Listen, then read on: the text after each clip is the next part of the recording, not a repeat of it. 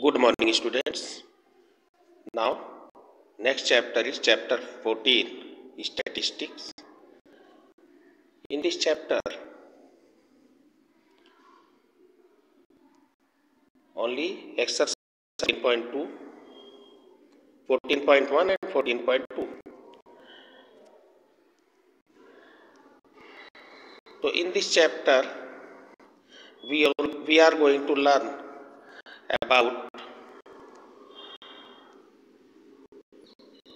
collection of data and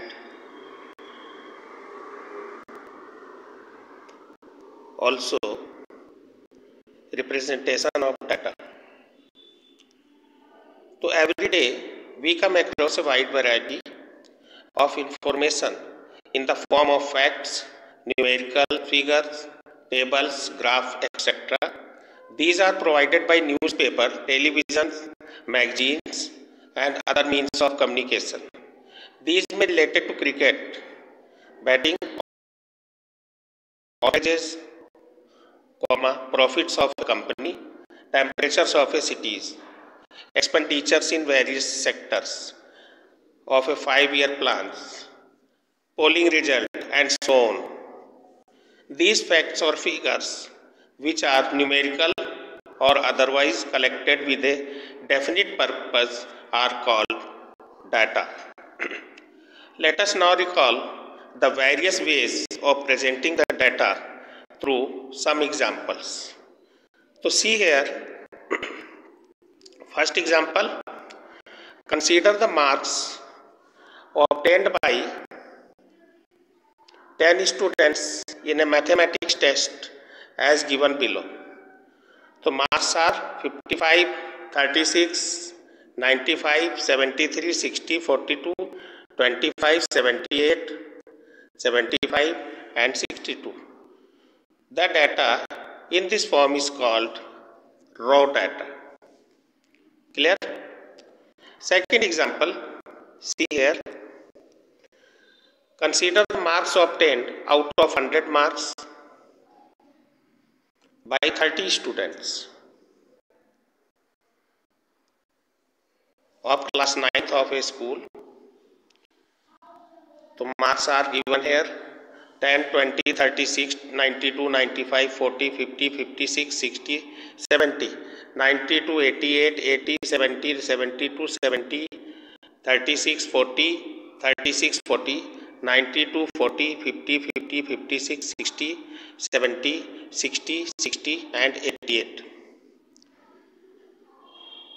So recall that the number of students who have obtained certain number of marks is called frequency of those marks. Clear? For example, 4 students got 70 marks. So see here, 70 marks, how many students got?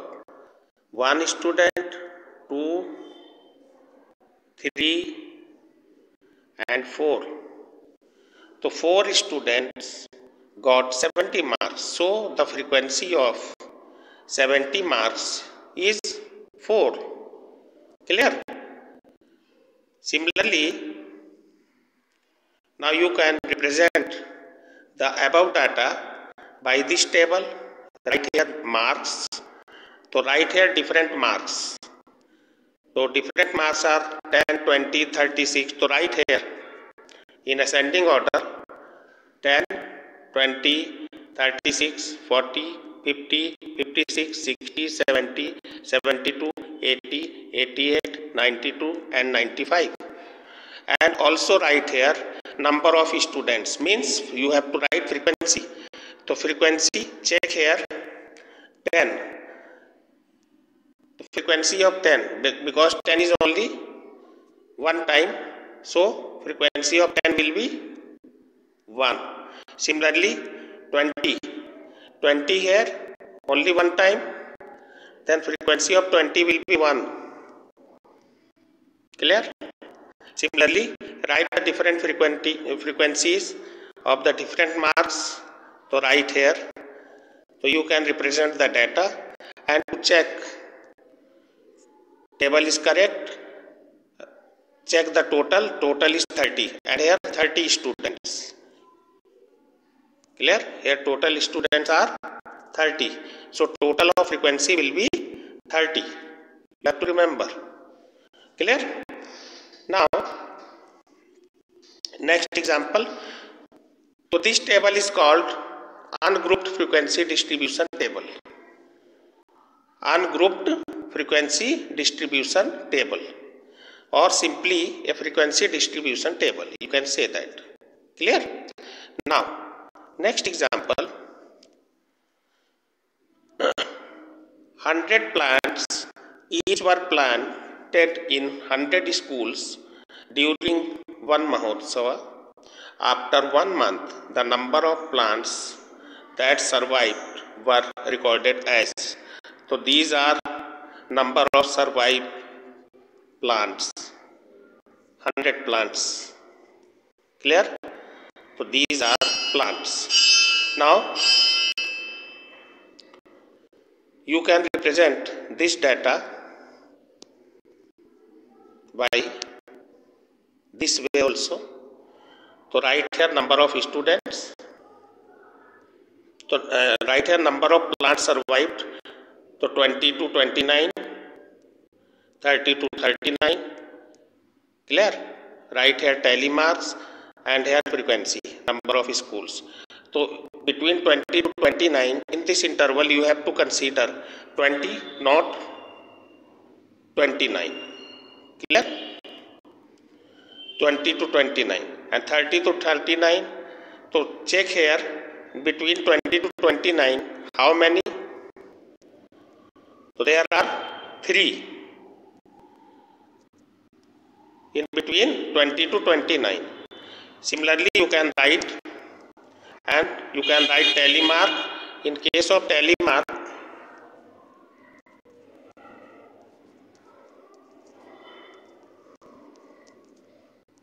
in tally mark 1 you have to represent 2, 3, 4,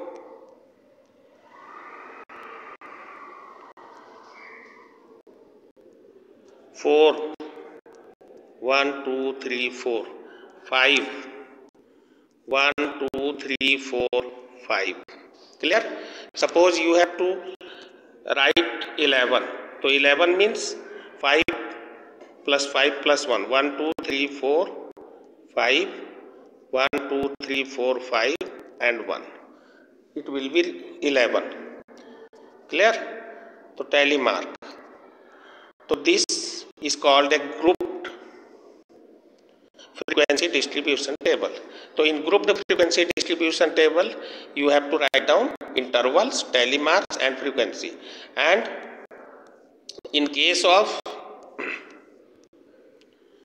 frequency distribution table, you have to write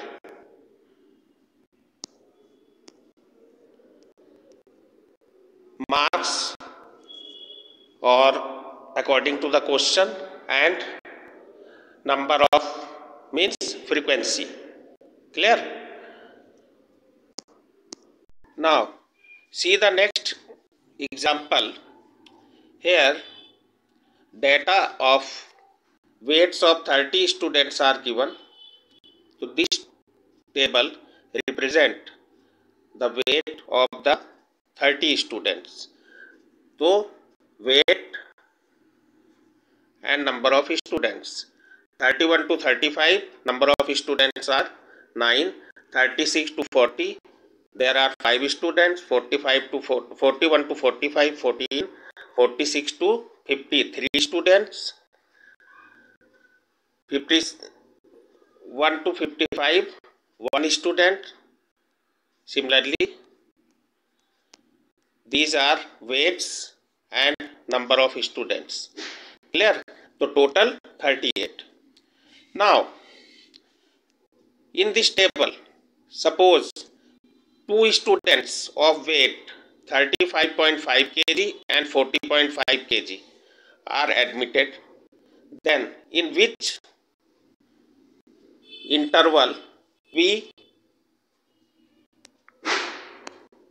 include them. Clear? So 35.5 and 40.5. So you have to convert this interval in continuous class interval. So see here, consider the classes 31 to 35, 36 to 40.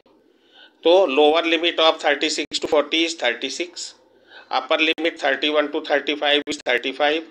Difference 36 minus 35 is equal to 1, and half of the difference is 1 by 2, which will be 0.5. So you have to subtract 0.5 from the lower limit, and you have to add 0.5 with upper limit. Clear?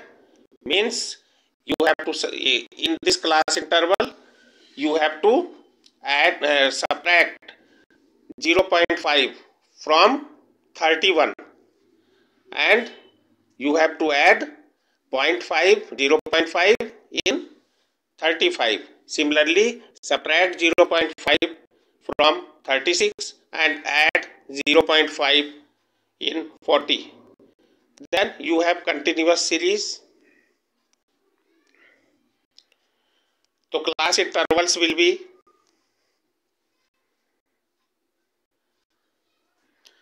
30.5 to 30.5 to 35.5, 35.5 to 40.5, 40.5 to 45.5, and so on.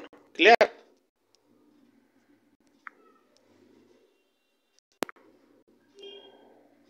So now 35.5 will be added in this class interval, and 45.5 will be added in this class interval. Means 30.5 to 35.5.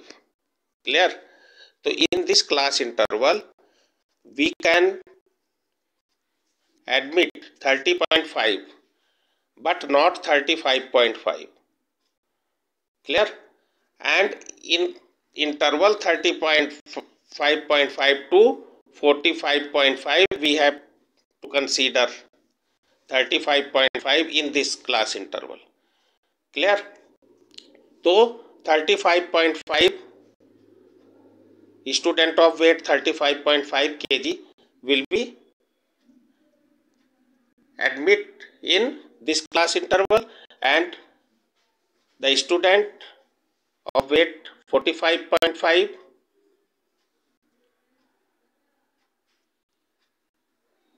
in this class interval.